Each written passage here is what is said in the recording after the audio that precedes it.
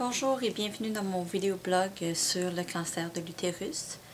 Alors, aujourd'hui, je vais vous parler sur cette vidéo-là de comment est-ce que ça a tout commencé pour moi, comment est-ce que j'ai appris que j'ai eu le cancer de l'utérus, des développements que les docteurs ont dû faire et suivre à ce sujet-là, les symptômes que j'ai eus, les questions que les docteurs me posaient avant de m'annoncer que j'avais vraiment le cancer, même s'ils le savaient, et puis les traitements qu'ils m'ont suggérés.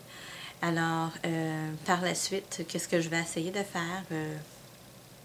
Je ne peux pas le promettre parce que je ne sais pas comment est-ce que je vais être, mais c'est sûr que j'ai une autre vidéo qui va suivre, qui va être sur le premier traitement que j'ai reçu. J'ai déjà reçu un traitement qui était la semaine passée et je vais faire une vidéo là-dessus. Donc, je vais parler de comment est-ce que je me sentais avant le traitement. Je vais parler du traitement, les symptômes, les effets secondaires et tout ça à propos de ce traitement-là. Et aussi, je vais parler de comment est-ce que je me suis sentie après le traitement, combien de temps que ça a pris, un petit peu de choses comme ça. Et puis les vidéos qui vont suivre par la suite vont être, je vais essayer de le faire la journée même du traitement, mais je ne peux pas le garantir, tout dépendant comment je vais me sentir. Mais sinon, ça va être une couple de jours après, là. Mais ceci va pouvoir vous aider à voir le progrès, j'imagine que je pourrais appeler le progrès de comment est-ce que je vais être au moment après le traitement. Et aussi, ça va vous donner une idée de comment est-ce que vous allez être si jamais c'est votre cas. Je ne sais pas la raison pourquoi vous écoutez cette vidéo présentement. Est-ce que c'est parce que vous avez le cancer de l'utérus vous-même ou un de vos proches, quelqu'un que vous aimez, que vous voulez avoir plus d'informations? Moi, la raison pour laquelle j'ai décidé de faire ces vidéos-là, c'est parce que j'ai fait des recherches moi-même pour avoir du support, pour avoir des informations sur d'autres gens qui ont eu le cancer de l'utérus. Et puis, malheureusement, je n'ai pas trouvé grand-chose d'intéressant qui me donnait toutes les informations que je voulais vraiment avoir, les questions, répondre aux questions que j'avais. Donc, c'est pour ça que j'ai décidé de commencer ces vidéos-là. Alors, à la fin de tout, si vous avez des questions, si vous avez des commentaires, si vous avez, peu importe qu'est-ce que vous voulez écrire, vous pouvez l'écrire sur ma page de YouTube. Et puis, je vais essayer de répondre le plus possible à vos questions du mieux que je peux. Alors, gênez-vous pas là-dessus. Le premier et le deuxième vidéo, évidemment, celle-ci et le premier traitement vont être un peu plus longs parce que j'ai beaucoup d'informations à donner. Mais après ça, les autres qui vont suivre, là, ça devrait pas vraiment être long, là, à moins que j'ai eu d'autres informations, d'autres détails. Donc, je vais commencer par le début. Comment est-ce que ça a commencé, le tout? Pour bien comprendre, en fait, il faut vraiment que je commence par le début, qui était en avril 2011. J'ai dû aller à l'hôpital d'urgence parce que j'avais des contractions, je sentais des contractions et puis ça faisait tellement mal que je ne pouvais même plus marcher. Donc, j'étais allée à l'hôpital, j'ai appris que j'étais enceinte. Par la suite, j'ai appris que je faisais une grossesse dans le tube. Donc, ce qui veut dire que le bébé grossit dans le tube au lieu de grossir dans l'utérus. Alors, qu'est-ce que ça l'a fait dans mon cas, moi? C'est que le tube a éclaté. Je saignais à l'intérieur de moi-même. Aucun sang sortait. Et puis, je ne savais pas. Ça faisait des jours que je saignais. Et puis, ils ont dû m'opérer d'urgence pour enlever tout le sang. J'avais un gros caillou de sang aussi. Et puis, pour enlever mon tube de gauche. Alors, à cause de cet événement-là, le docteur m'a dit qu'aussitôt que je tombe enceinte, encore une fois, si j'avais la chance de tomber enceinte, bien sûr, parce que c'est plus difficile en ayant juste un côté, de tout simplement les appeler immédiatement pour qu'ils puissent commencer immédiatement à passer des échographies à chaque semaine. Donc, j'en viens à ce qui est arrivé présentement, qui est, j'ai tombé encore enceinte en novembre. Et puis, en décembre, j'ai appris la nouvelle. Ça faisait un mois que j'étais en retard de mes périodes. Alors, j'ai appelé le docteur immédiatement. Et il m'a tout de suite envoyé pour faire une échographie pour s'assurer que le bébé était en bonne place. Alors, ça a pris au moins jusqu'au mois de janvier pour finalement voir le bébé, la première ou deuxième semaine de janvier, pour finalement voir le bébé. Et puis, on a vu le bébé, on a vu le cœur battre, qui est très extraordinaire. J'étais tellement contente. J'étais contente de savoir que ma vie n'était pas en danger cette fois-ci.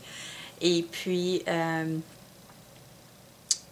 malheureusement, j'ai reçu un appel quelques jours plus tard du docteur voulant me voir. Et puis, il m'a annoncé que le cœur du bébé battait trop bas, que c'était pas vraiment un bon signe, que c'était signe qu'il y aurait des grandes chances que je perdrais le bébé.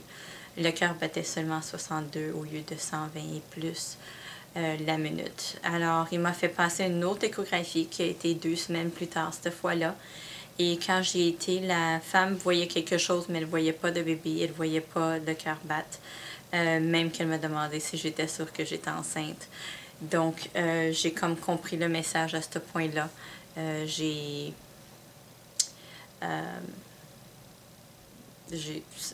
totalement compris, j'ai fait, comment on dirait ça, j'ai dealé avec ça, puis c'est comme, j'ai pleuré, j'ai fait ce que j'avais à faire et puis ça s'est réglé. Donc, quand le docteur m'a rappelé pour me dire qu'il fallait qu'il fasse une opération pour enlever tout dans l'utérus puisque le bébé était très accroché et que je ne pourrais pas le perdre naturellement. C'est une opération que ça s'appelle DNC, qui est dilatation et curetage. Alors, il t'endort pour faire ça. Et puis, il enlève tout dans l'utérus. Et vu que c'est fait à l'hôpital, la façon que ça fonctionne à l'hôpital, ben naturellement, il vérifie tout le temps si tout, si tout est beau, si tout est normal. Alors, moi, 4 semaines après l'opération, j'avais rendez-vous avec mon gynécologue. Et puis, mon docteur de famille et le docteur qui m'a opéré a essayé de me rejoindre, de me contacter quelques jours avant mon rendez-vous chez le gynécologue. Et il voulait faire un suivi avec moi et me parler. Donc, je leur ai dit que j'allais voir le gynécologue et puis que s'il y avait quoi que ce soit, j'étais pour les rappeler parce que je voulais pas voir 3 docteurs pour la même chose. Donc, c'est qu'est-ce qui est arrivé. J'ai été chez le gynécologue, je lui ai dit que les autres docteurs essaient de me contacter. Il n'était pas sûr pourquoi, donc il a été voir dans le dossier de l'hôpital. Et il a vu que j'avais une grossesse spéciale qui m'était arrivée, que seulement 2 à 3 grossesses sur 10 000 en Amérique du Nord arrivent. En anglais, je ne sais pas le nom en français, je suis vraiment désolée. En anglais, ça s'appelle Partial Molar Pregnancy. Ce qui veut dire que tu as un bébé qui grandit dans l'utérus, puis tu as le placenta. Et à l'intérieur du placenta et aussi à l'intérieur de l'utérus, il y a comme des petits raisins qui se forment partout. Et les raisins, on va appeler ça des raisins, ça se trouve être des tumeurs. Donc, pour régler ce problème-là en temps normal, il faut faire l'opération qu'ils m'ont fait, donc le DNC. Et puis, vu que moi, ça a déjà été fait, c'était supposé d'être réglé. Donc, qu'est-ce qu'il fallait faire? La marche à suivre après ça, c'est de faire des prises de sang à chaque semaine jusqu'à temps que le sang redevienne normal. Après l'opération, le sang va redevenir normal 4 à 6 semaines plus tard. Donc, quand j'ai vu le docteur, ça faisait seulement 4 semaines. Alors, c'était normal qu'il n'était peut-être pas revenu à 0 encore. Donc, j'ai fait 3 prises de sang jusqu'à temps que le docteur me rappelle. Et puis, j'étais extrêmement nerveuse parce que je ne m'attendais pas à un appel de lui. En fait, j'avais même un rendez-vous avec lui pour 4 mois plus tard. Et puis, j'ai été le voir et puis il m'a annoncé que mon taux de sang augmentait au lieu de descendre, qui n'était pas bon du tout. Que ça voulait dire que les tumeurs continuaient à se créer, en faire plus. Alors, il m'a envoyé faire une autre échographie, d'autres prises de sang, bien sûr, à chaque semaine, pendant toute une année. En passant, pour les prises de sang, c'est toute une année, jusqu'à temps que le sang est à 0. Après ça, c'est chaque mois pendant l'année. Donc, c'est ça, il m'a envoyé faire une échographie et après ça, il m'a aussi mis en contact avec un oncologist qui est un spécialiste du cancer. Donc, j'ai été faire l'échographie. Ils ont envoyé les résultats au oncologist. Après ça, j'ai vu l'oncologist la semaine passée, le spécialiste.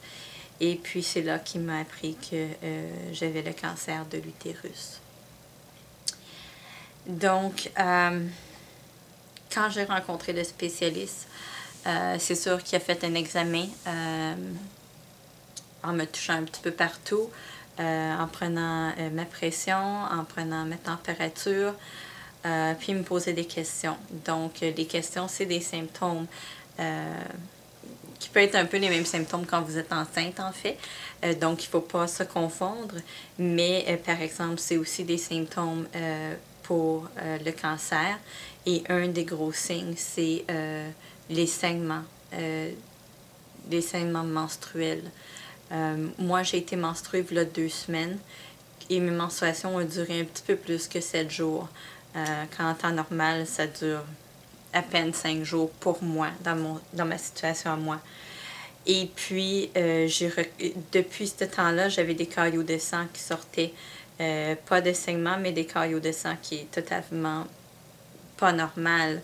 Donc ça, c'est un gros signe que c'est pas normal. Puis il faut que vous allez voir le docteur si vous avez ça. Ou si vous saignez aussi.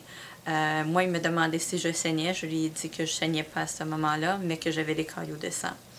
Il me demandait si j'avais des mal au ventre. J'ai dit oui.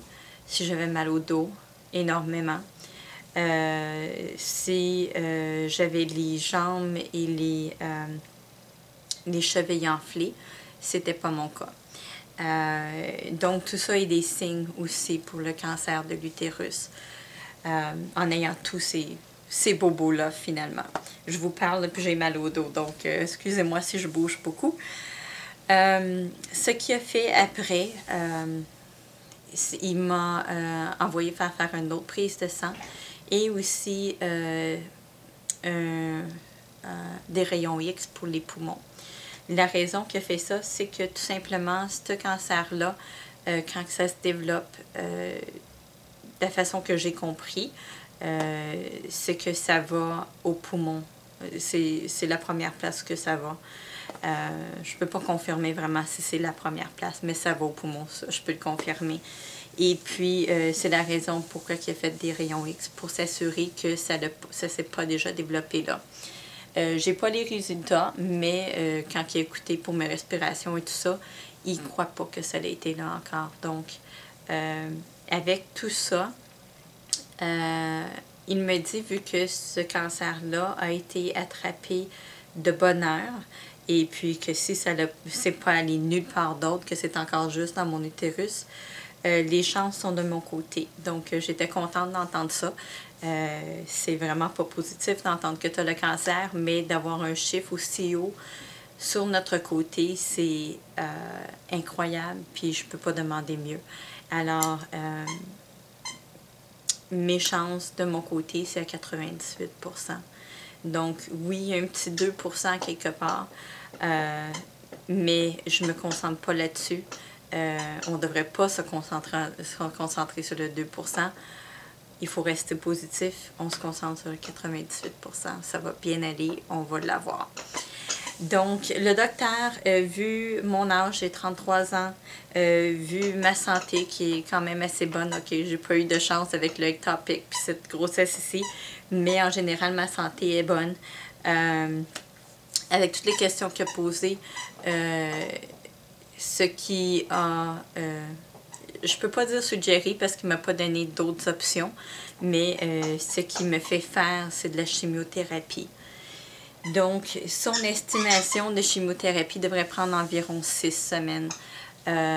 Il pense que ça va prendre 4 semaines, au moins 4 semaines. Au niveau de sang que je suis présentement, je suis en haut de 1000... J'étais environ, j'ai pas le chiffre final, là, mais quand que j'ai été le voir, je devais être environ à 1200, quand le sang devrait être à 0. Alors, c'est pas énormément élevé. Si on parle d'énormément élevé, que là c'est rendu à risque plus haut, on parle dans les 10 000. Donc, le traitement pour moi est probablement moins fort que si ça aurait été dans les 10 000. Donc, je suis chanceuse que ça ait été attrapé aussi rapidement. Et puis, donc, à cause de ça, c'est ça, il suggère la chimiothérapie qui va durer environ 6 semaines. Ça peut durer plus longtemps si mon sang prend plus de temps à descendre. Mais si ça, à 4 semaines, c'est rendu à 0, il va me donner 2 autres traitements pour être sûr que le cancer est bel et bien tué. Donc, c'est pas mal ça que j'ai comme information à ce sujet jusqu'à date. Je vais faire, comme j'ai dit tout à l'heure, je vais faire une autre vidéo, en fait, immédiatement après celle-ci, qui va parler du premier traitement. Désolée, mon chien est à côté de moi, il fait un petit peu de bruit. Qui va parler du premier traitement, de comment je me sentais avant, après, les symptômes du traitement aussi, sous quelle forme et tout ça. Ça va éclairer un peu plus là-dessus. Donc, j'espère que ceci vous a aidé ou que ça va aider vos proches. Je suis confiante que vous allez passer à travers. Soyez positifs. Comme je recevais des commentaires, des questions, quoi que ce soit, si je peux faire quoi que ce soit pour vous aider moralement, si ça peut vous aider, juste aider une personne, ça va me faire un grand plaisir. Donc, soyez pas gênés, dites ce que vous pensez et puis je vous souhaite une bonne chance. Donc, ensemble, on va être capable de passer au travers. C'est bon. Alors, je vous reparle très bientôt.